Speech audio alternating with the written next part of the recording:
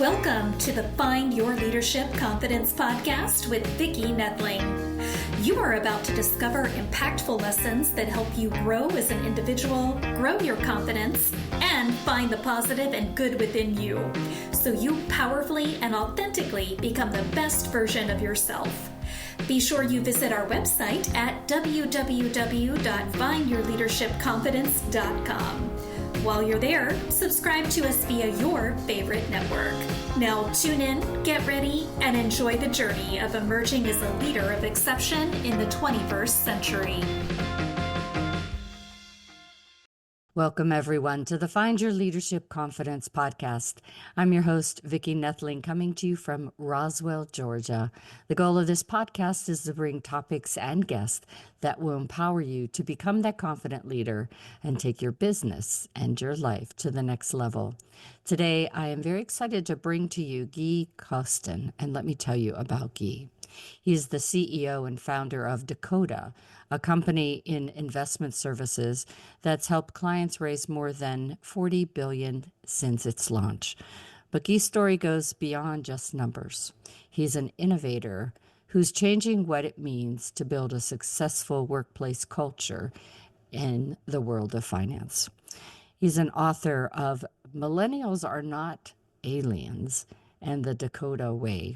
Gui brings a new perspective to sales, marketing, and leadership in the investment world, and his people-focused approach has led him to build two companies generating $20 million every year by prioritizing what he believes matters most: people.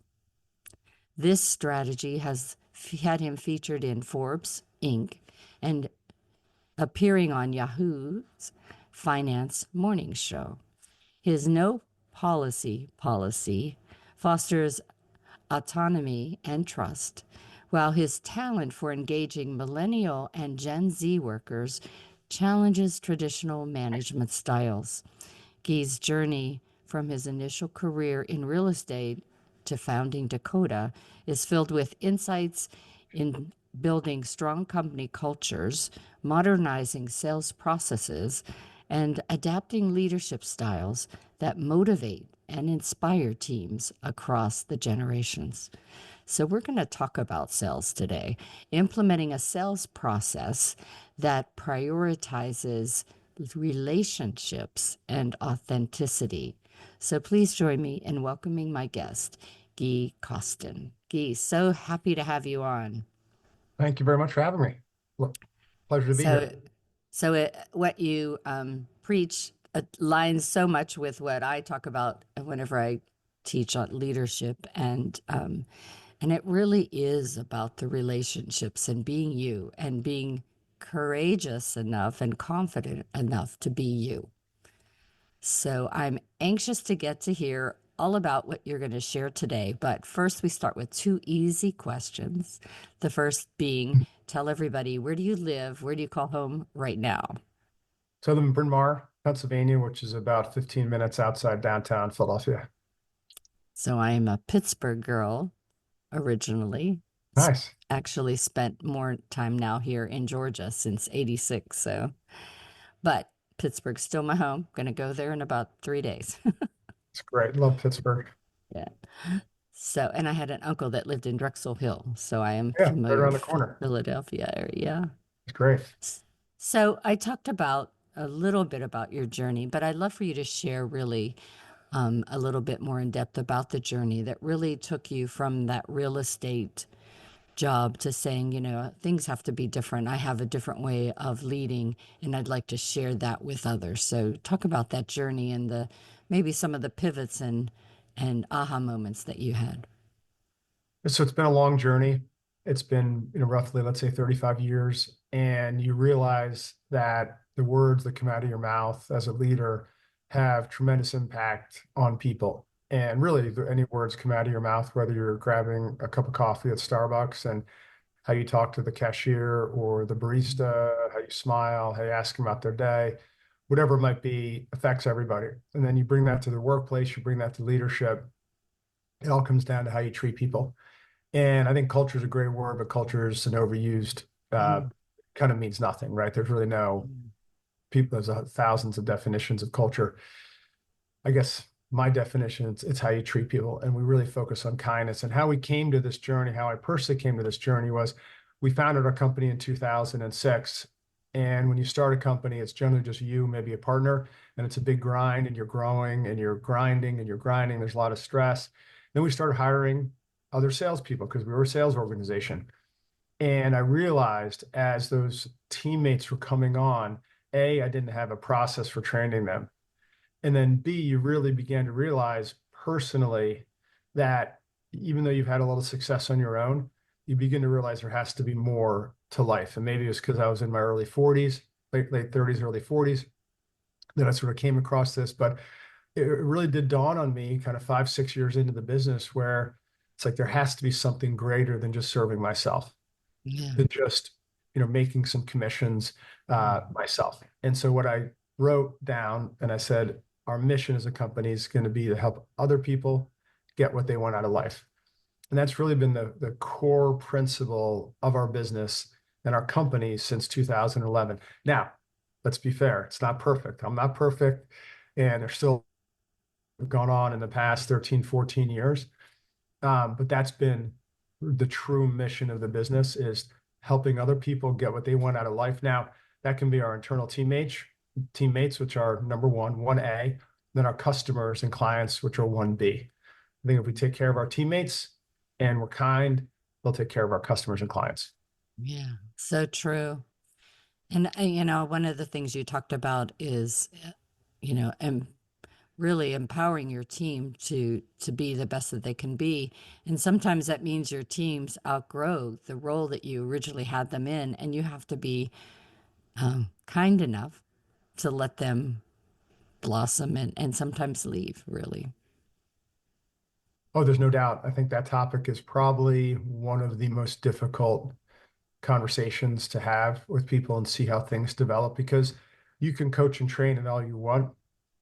With certain people, every human being has their own interests, their own desires, their own things that they want to do, their own development cycle. And sometimes it just has to be where they stay with the company, they just occupy a different role that they might be exceptional at, but the skills that are required in that role has evolved to a point where they outgrow the role or the role outgrows them. It's the most unfortunate thing, but it's the reality. That's why you have to be very thoughtful, I think, and do that with a lot of kindness and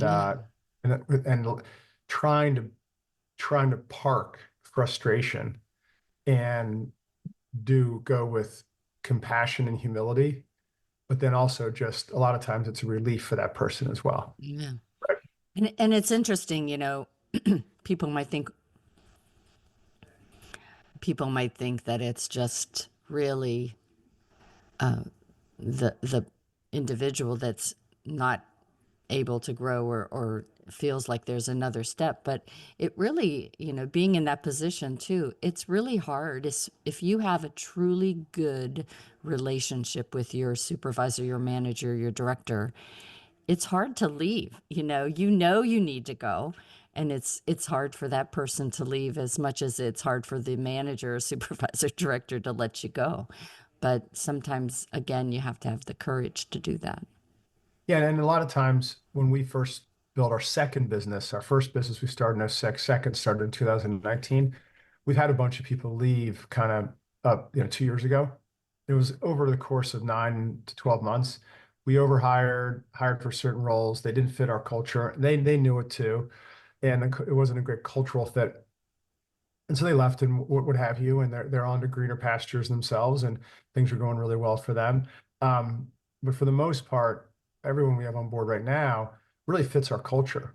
And my whole goal is to make sure that I can help people evolve in different directions where they can still have a very fulfilling career, be a big part of the culture, have a really positive impact.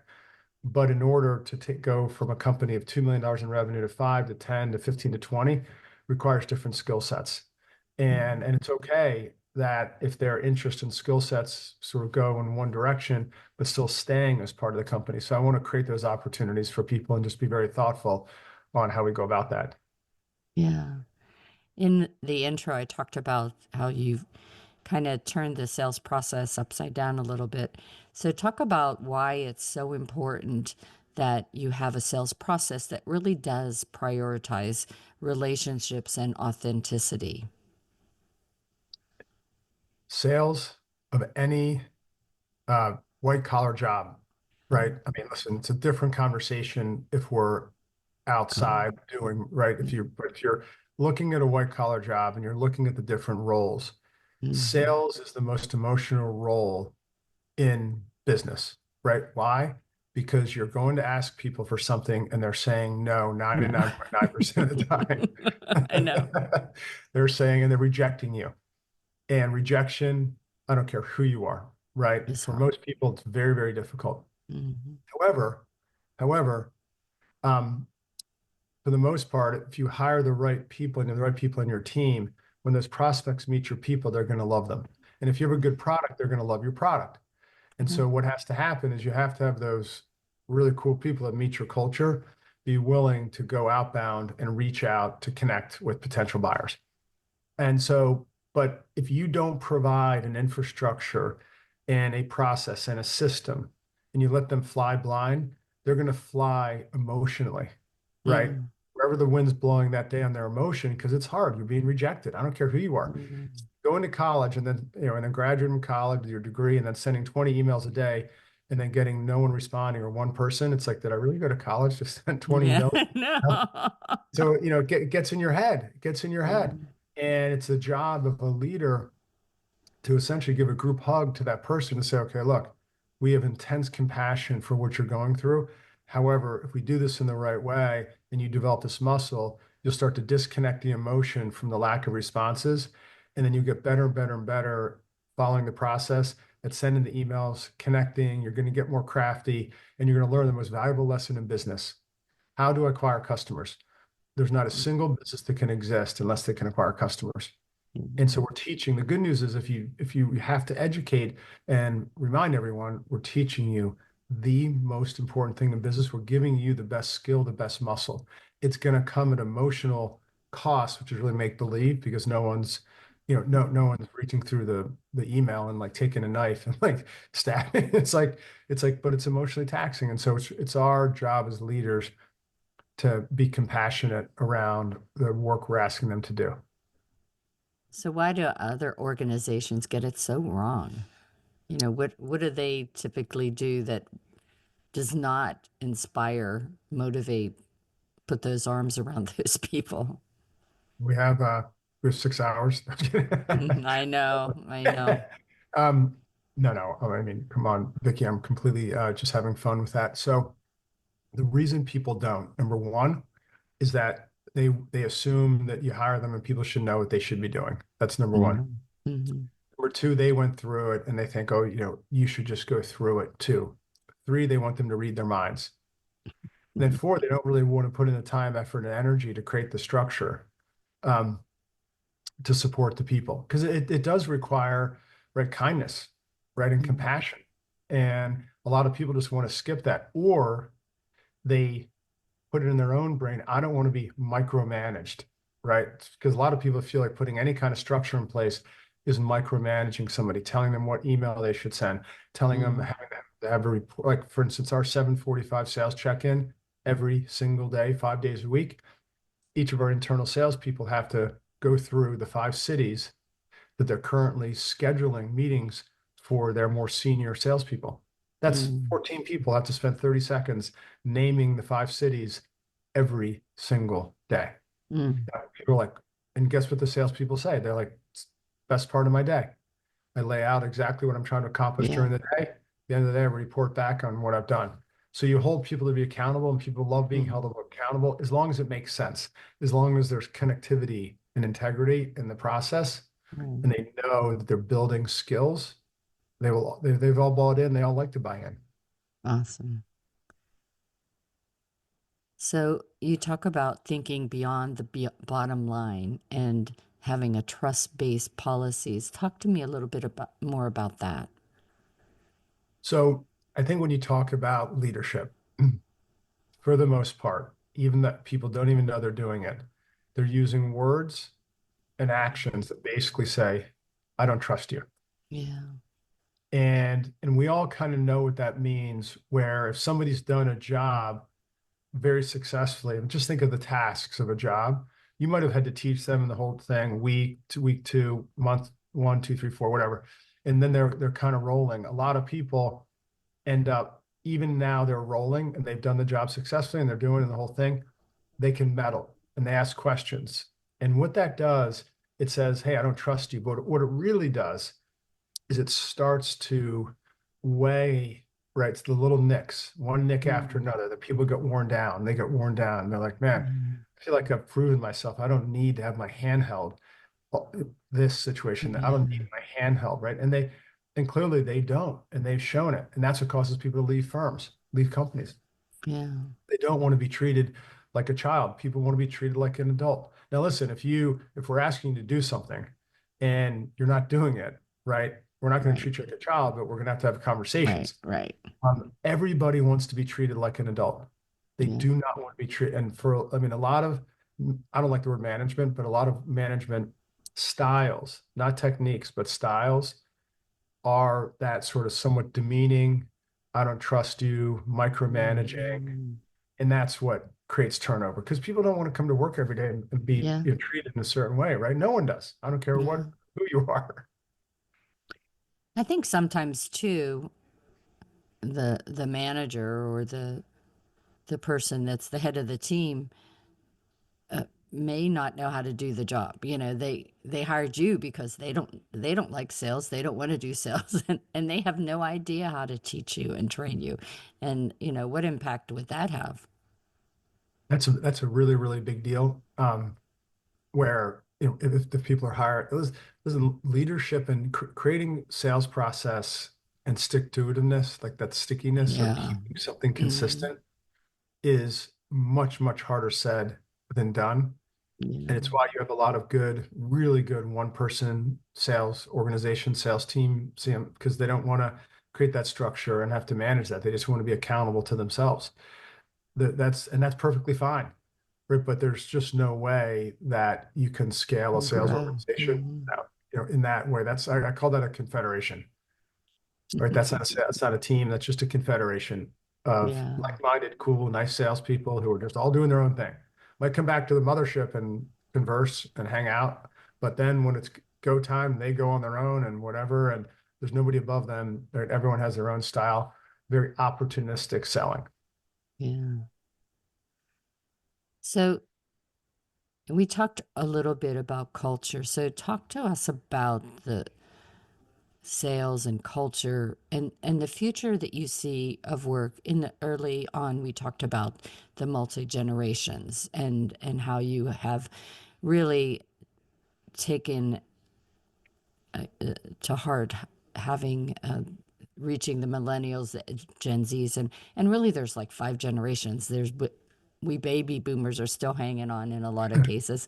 And to be able to talk to those different generations is not the same way to every person. So just talk to us about, how do you really make that culture that will make the future of the work environment enjoyable and, I guess, fruitful for all of your employees?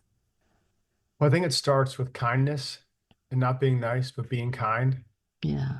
And I'm writing my third book is going to be called Be Kind. Yeah. And I always think of, you can't do this perfectly, but when you're using your words and you're trying to make a point, it's not always going to be where you can't sort of express a little frustration or direction, or you have to. That's why nice is not the right word, because being nice, if you're trying to be nice, then you can't have tough conversations. And look, when people are, right, when you're tasked with situations, sometimes you absolutely have to do it with kindness, but you have to be direct and you have to level set. And there's things that you have to do to move things forward.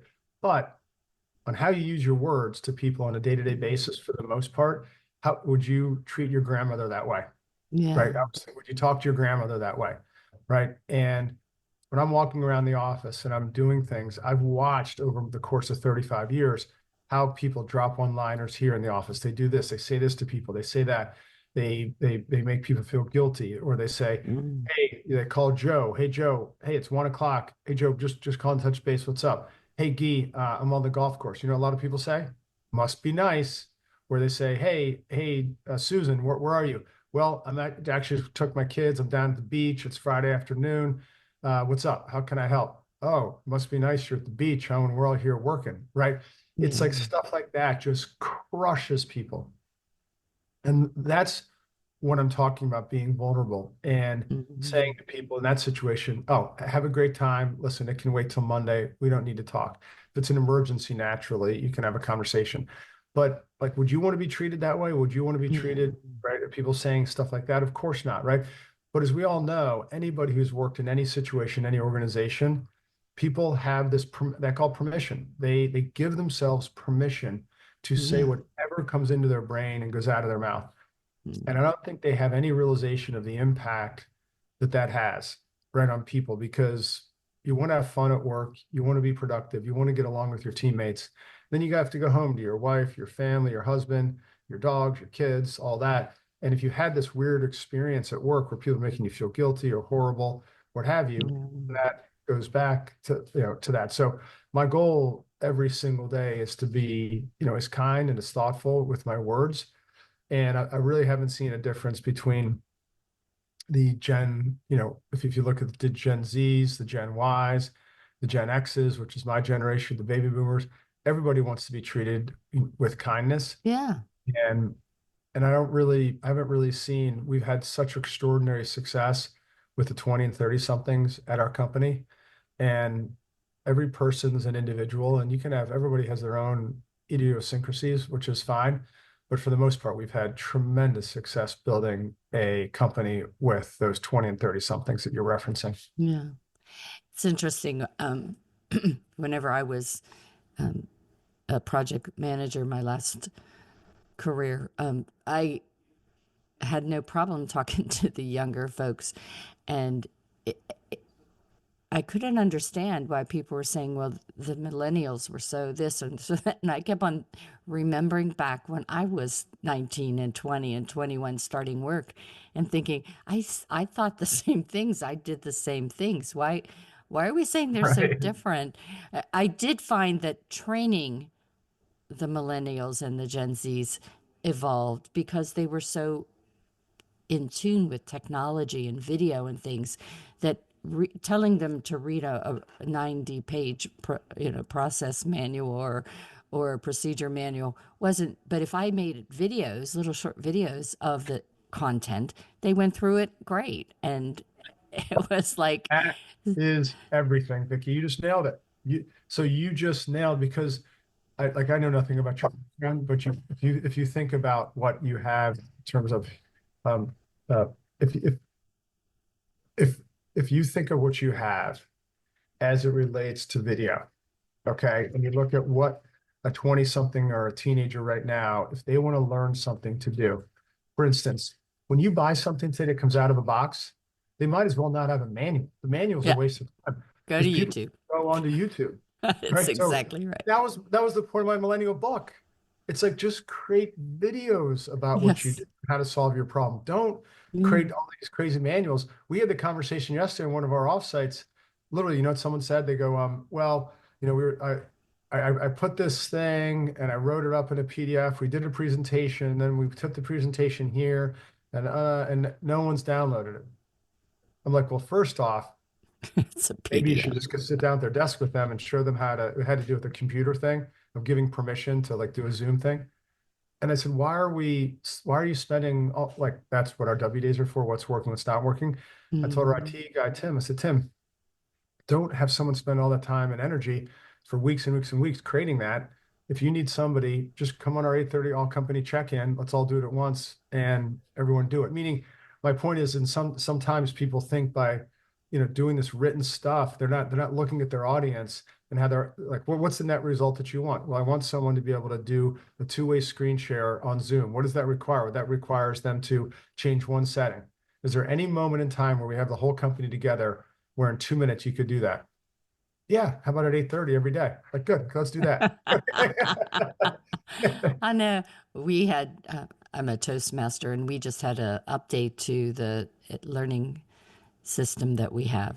And so we as officers got a great video from the corporate office of how to manage and navigate through it. So I've been spending the last month and a half, every club that I'm in, just spending 10 minutes of that video so they could get a piece of it and asking questions and me being able to answer questions. And I, even if it takes me 4 times to get through all the 60 minutes of the original video, it was worth it because now the people felt more comfortable and will be more apt to use the system than if I just even sent this hour-long video and said, here, watch this and you'll know what to do. It's like, but they won't, it's all different levels of comfort with the technology.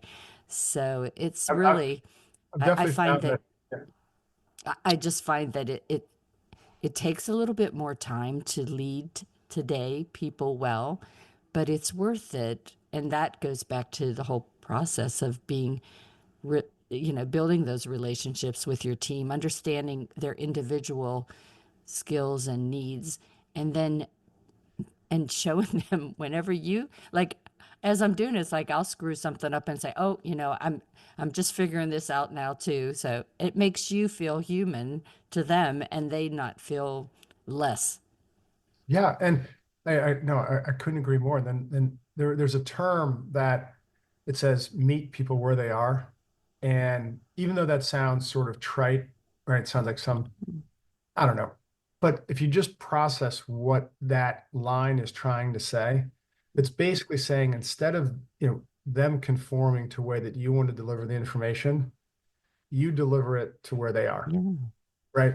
And what I mean is there could be 20 examples of how you deliver that to where Mm-hmm. they are.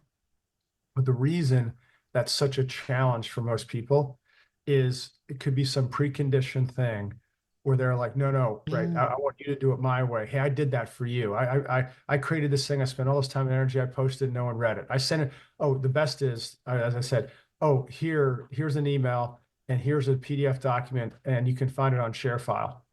Well, if anybody's tried to log into ShareFile in their lifetime, right, it goes through It's 42 such a different, security codes and this and that, and you're just like, your head blows up, and then you never get it. Whereas, or somebody says, hey, here's a link to this report that really has 2 data points that you want, but they don't put the data points in the email. They make you click on the link. You're on your phone, you're on a plane, you're on a train. The link doesn't open the whole thing, and all you wanted is the 2 key data points, right? It's like meet people where they are. But I think that if you can successfully accomplish that ethos and that way of being within an organization where people can think about, and I really, as I'm even talking about this, I love that term because that's really what it is, right? Sort of Mhm. give people what they want very quickly. Because that really what we're getting at, Vicki, at the end of the day, every organization, you name it, a Mhm. church, not-for-profit, a business, a team, it's all about communication. It is. It's all about communication and sharing information. Mhm. Kinder you are to people, the more they'll communicate, the more people open up and share information, the more you meet them where they are, right? The more the communication Yeah. flows, Yeah. right? So yeah, That's that that's so true. That's why I teach both communication and leadership because you can't have one without the other. You can't. And I wanted to just before we end talk about your fundraising because it's funny whenever the last company I worked with was UPS for 27 years. And the reason I joined UPS was the philanthropy piece that they do that they don't really publish that much. But every time I went to a volunteer event with the other company that I was with, UPS was there. And so you are very involved with fundraising and volunteering. And so I wanted to ask, how does that help your sales success? so the best way I can answer that question is with a story. So we always have a lot of interns each summer. So this past summer we had 29, and we structured the 20 days of the internship as a business school class. And every single day we would talk to the interns and they would say, I've learned more at Dakota in these 5 days, these 10 days, whatever it might be, Mhm. than I have in any business school class I've taken in 3 years in college. So then we did a post internship survey and we said, what was your favorite part of the internship? And of course, the first part they said was what I just said, the business school, we learned more in the 20 days than ever. Then we asked them, what was your true favorite day or part of the internship? One day we took them to one of our community outreach days, which is where we go to a charitable organization locally, because we're all about micro, local, and impact. And we write checks, but we show up and we do it locally. And they did that. 29 interns all go to one location. I think we packed backpacks that day, from cradles to crowns. It was amazing, the whole thing. They literally said of the 20 days, every single person, all 29 interns, our favorite day was the community outreach day. So I said to myself, okay. So it's been a big part of our organization for 4 years. We have a dedicated community outreach team. We support one charity a month, right, with $10,000 in a gift, but physically go in. It's got to be local to Philadelphia or surrounding areas. We have to be able to have impact.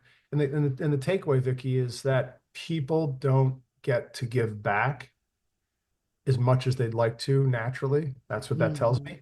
Given an opportunity to contribute outside of themselves to something is intensely, intensely meaningful. So what I would say then to sales and leadership, to you and anyone listening, is that the job of a leader really is the giving back. So think of leadership as a community outreach to yourself, right? Because you're really giving back. You're being kind, right? I mean, that's what people aren't going and yelling at the 9-year-old kids, right? When they're stuffing the bags, they're not judging them or demeaning them or putting them down, right? Yeah. Okay, but right? Think about that for a second. But how come leadership and management can be that style of behavior? You don't do that when you go you go with compassion and kindness, and you're there, and it's warm and it's fuzzy, and it makes you feel great, right?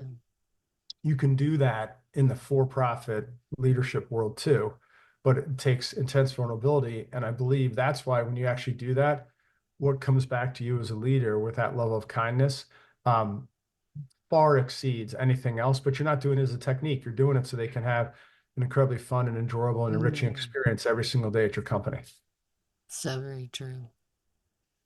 Well, time has flown by. You and I could talk for days and days. That this is, a great topic, and I hope that everybody has taken notes and really, if anything here has inspired you and you think, I just really need to know more about Dakota and what Gui is doing, please stay tuned. I'm going to share my slide that has contact information.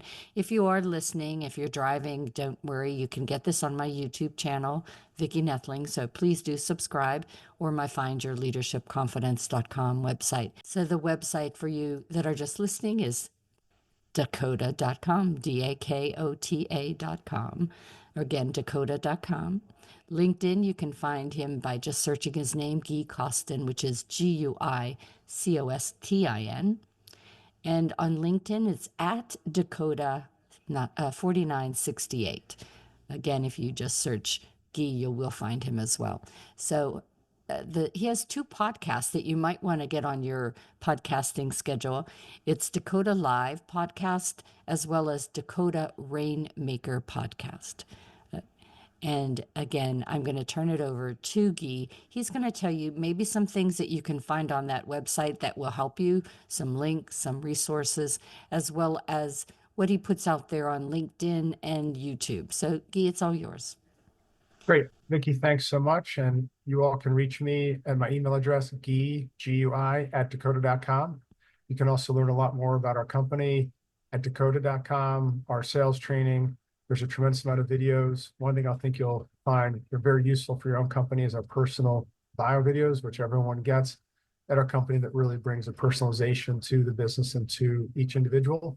Like I said, if you want to reach out, if you're looking for a keynote speaker around leadership, sales, or fundraising for investment firms, simply reach out to Gui at Dakota.com. Thanks so much, Vicki. Awesome. So, Gui, as I said, it's been such a pleasure having this conversation today. I think it was a really meaningful conversation to have. Everything you talked about is, as I've lived and breathed, and can say, yes, with credibility, he is talking to you straight. So thanks for being such a great guest. Thank you very much. You're a wonderful host. I really appreciate you having me on, and have an awesome holiday. Awesome. As I remind everyone that life is a journey, and it's up to you to enjoy the ride. This is Vicki Noethling, signing off. Thank you for tuning into the Find Your Leadership Confidence podcast with Vicki Noethling, where we share impactful lessons that help you grow as an individual, grow your confidence, and find the positive and good within you so you powerfully and authentically become the best version of yourself. Remember to visit our website at www.findyourleadershipconfidence.com and enjoy even more great episodes like this one. Again, while you're here, subscribe to us via your favorite network. We look forward to seeing you next time on the Find Your Leadership Confidence podcast.